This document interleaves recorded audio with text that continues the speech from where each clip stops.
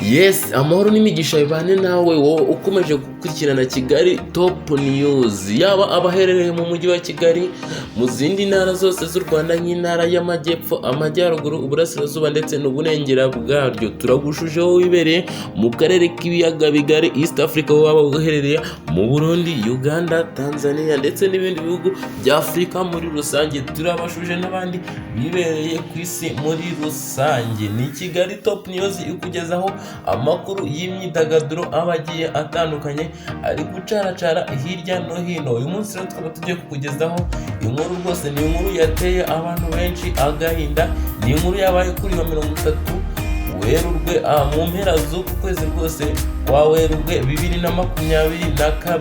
Ni inkuru y'umusore rwose hariya mu karere ka Nyanza waje agakubitwa kugeza bimuviramo kuba yashiramo umwuka. Ni umusore bita wihanganye Jacques, akaba ari umusore rwose ngo wari umukarani hariya mu karere ka Nyanza, ni mu murenge wa Mukingo, mu kagari ka Kiruri, mu gasantere rwose, mu gasantere hariya aho uyu musore yaje kuba yakubitwa.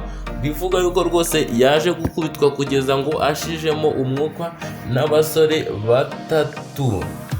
Yes, ni hariya rero mu murenge wa Mukingo, aho umuyobozi w'umurenge wa Mukingo Kayigi Ange Claude ariyo waje kuba yaduhamiriza aya makuru rwose, aho yaje kutubwira ati ni ibintu byabaye kuri wa 30 Werurwe, aho uyu musore wihanganye Jacques yaje kuba yakubitwa n'abasore batatu, ngo abikagezaho rwose uyu musore aremba. Ati twaje kumujyana ku bitaro by'umurenge, ku bitaro rwose hari mu murenge wa Mukingo.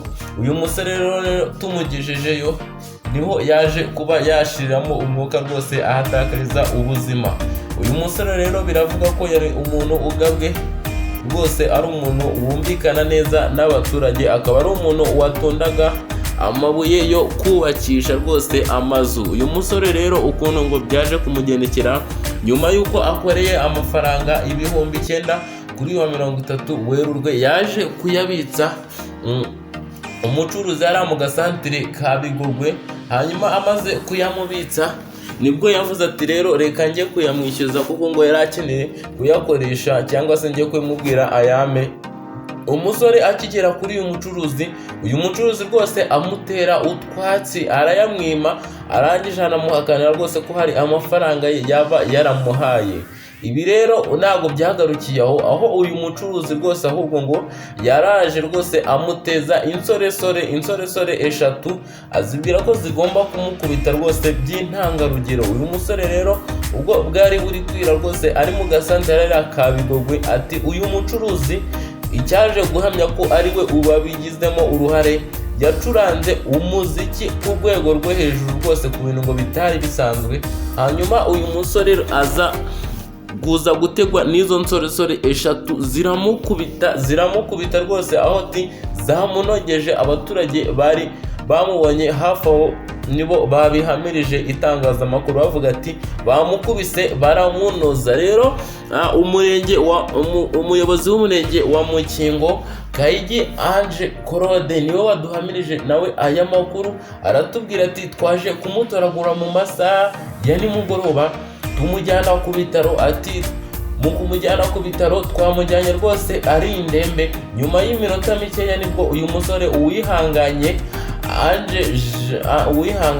Jacques nibwo rwose yaje gushiramo umwuka. Ibi ngibi rero bibaye nyuma y'uko ati aka gasantere ibi bintu ntabwo byari bigabwe biharangwa. Ni mu gasantere ka Bigogwe hariya mu kagari ka Kiruri, mu murenge wa Mukingo rwose, mu karere ka Nyanza. Hanyuma rero ati inzego zishinzwe iperereza RIB zikaba zagiye zita abantu batandukanye muri yombi, bakekwaho kuba aribo bakubise uyu musore kugeza rwose ashizemo umwuka, ndetse bakaba bataye muri yombi n'uyu mucuruzi. Birimo biravuga ko ari we wateguye uyu mugambi mubisha wo kuba bahitana uyu musore uwihanganye Jacques akaba ari umusore rwose bavuga ko yari umusore wari ubanye neza n'abaturage, yari umusore rwose wari ubanye neza n'abantu bose muri rusange, akaba ngo ari umusore wari uri mu kigero cy'imyaka 25, akaba ari umusore rwose wagendaga akora imirimo igiye itandukanye, imirimo y'ingufu hariya mu kagari ka Kiruri.